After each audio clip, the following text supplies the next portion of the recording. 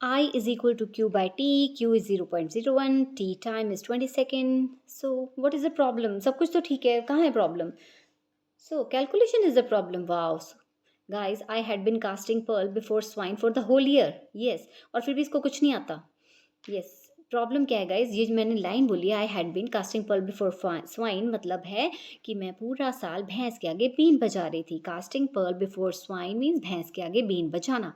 ये लाइन का मतलब तो हो गया. और मैंने लाइन क्यों बोली, क्योंकि पूरा साल मैं ये कहती रही कि लर्न कर लो लर्न कर लो, उसने लर्न कर लिया. फॉर्मूला आता है, बट फॉर्मूला पुट करने के बाद भी कैलकुलेशन में स्टिल उसको प्रॉब्लम आ रही है. क्यों? अभी देखते हैं, देखती है कैलकुलेशन. सो गाइज, मेरी बेटी की बुक में ये क्वेश्चन था. I is equal to Q by T. Q की वैल्यू है 0.01 एंड टी की वैल्यू 20 सेकेंड. नीचे वो आ गया, फॉर्मूला लगा लिया, सब कुछ हो गया, फिर भी कैलकुलेशन में स्टक हो गई कि मम्मा इसके बाद ये कैसे बन गया.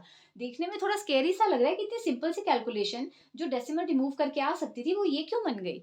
आपको पता है बड़ी क्लासेस में आपको एक्सपोनेंट फॉर्म में आंसर्स देने पड़ते हैं, थोड़ा न्यूमेरिकल्स ऐसे ही सॉल्व होते हैं. तो इससे बुक में आंसर जब उसने देखा इसके बाद ये था, यहाँ पे स्टक हुई. अभी हम सॉल्व करते हैं गाइज ये कैसे आया.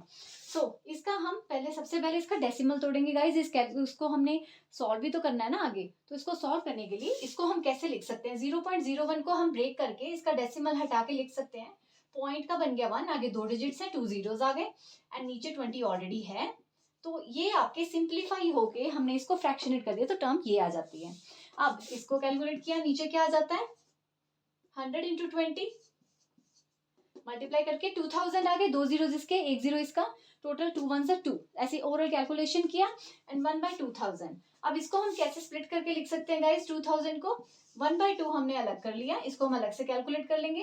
एंड 2 के साथ नीचे 1000 भी है. 1000 को जो नीचे फ्रैक्शंस में, जो नीचे डिनोमिनेटर में जितने जीरोस वाली जो टर्म होती है, इनको हम जानबूझ के अलग कर लेते हैं बिकॉज न्यूमेरिकल में ये हमारे काम आ जाती है. हम उसको एक्सपोनेंशियल फॉर्म में लिख लेते हैं. तो ये 3 जीरोस यहाँ पे हम नेगेटिव टर्म में साथ में मल्टीप्लाई कर दिया है. मल्टीप्लाई करके जब इस तरह लिखा जाता है, नीचे वाले डिनोमिनेटर में नहीं रहने देना, हमने फ्रैक्शंस में नहीं रहने देना, तो इन दोनों को सॉल्व करके आंसर आया ये. और जो नीचे जो जीरोस बच गए, जो 1000 है, उसको इस तरह से लिख लिया. कैसे? जो डिनोमिनेटर में नीचे आ जाते हैं उनको अगर ऊपर आपने सीधे ऐसे मैथमेटिकल टर्म में ऐसे एक्सपोनेंशियल फॉर्म में लिखना है तो 10⁻³ हो, बिकॉज 3 जीरोस हैं और वो क्योंकि नीचे थे तो उनको नेगेटिव टर्म के साथ डिनोट किया जाता है, पावर में नेगेटिव आ जाता है. तो -3 इसको लिखा है. और यही अगर सीधा मल्टीप्लाई हो रहे होते, ये जीरोस अगर ऊपर होते 1 इंटू 1000 होता तो यहाँ पे 10⁻³ होता गाइस, ना कि -3. अब क्योंकि नीचे से गए हैं तो इसीलिए इसके साथ नेगेटिव टर्म लगा हुआ है. ओके तो ये हो गए -3. इसको 1000 को हमने ऐसे लिख लिया. 1/2 का 0.5 कैसे आया वो आप अच्छे से जानते हैं. 1 को बीच में रख के, ये आपका डिविडेंड है, ये बीच में आएगा, ये डिवाइजर है, 2 से डिवाइड किया तो 2 0 0, क्योंकि 2 के टेबल में 1 नहीं आता गाइस, और 2 के टेबल में 2 भी नहीं आता. 2 के टेबल में से कुछ भी 1 नहीं आता, 1 होता ही नहीं है. तो 2 0 0, 1 ऐसे ही उतरा, फिर पॉइंट लगा दिया. फिर अब आपके पास 10 है नंबर, ऊपर से ये 0 उतरा तो 10 है, 2 5 10.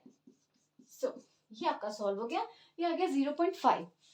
0.5 इससे आया है और ये नीचे के जो 1000 थे ये हमारे ऊपर जाके नेगेटिव में -3 बन गए हैं. 3 जीरोस थे नीचे तो इसलिए वैसे चला गया है ऊपर. अब गाइस प्रॉब्लम है कि ये एम्पियर से जब मिली एम्पियर बना, एम्पियर जो होती है वो बड़ी यूनिट है. छोटी यूनिट करने के लिए आपको पता है मल्टीप्लाई किया जाता है, बड़ी से छोटी यूनिट में आएंगे तो एम्पियर बड़ी यूनिट है. इससे छोटी यूनिट लाने के लिए आपको इस टर्म में उन्होंने क्या किया, इसको मल्टीप्लाई किया 1000 से. और 1000 को आपको पता है इस तरह से लिख सकते हैं गाइस, ये तो मैंने टर्म एज इट इज उतारी है. 1000 को किस तरह लिख सकते हैं, 10⁻³ लिख सकते हैं गाइस. मैंने कहा था ना जो चीज मल्टीप्लाई होती है उसको एक्सपोनेंशियल फॉर्म में, ये 3 जीरोस लगे हैं तो इसको 10⁻³ यहाँ 1000 ये एक ही चीज है. तो अब ये 10⁻³ 10⁻³ ये तो आपस में कैंसिल हो जाती है टर्म्स. क्यों? क्योंकि पॉजिटिव नेगेटिव तो इसका आंसर मल्टीप्लाई होके 1 ही आएगा. क्योंकि जब मल्टीप्लाई होते हैं तो पावर्स ऐड हो जाती हैं, एक माइनस में है एक पॉजिटिव में है, प्लस माइनस माइनस तो 0 आ गया. और जब किसी नंबर के पावर में 0 आता है, 10⁻0 हुआ तो उसका आंसर 1 होता है. तो 0.5 इंटू 1, तो आपका आंसर आ गया इवेंचुअली 0.5 मिली एम्पियर.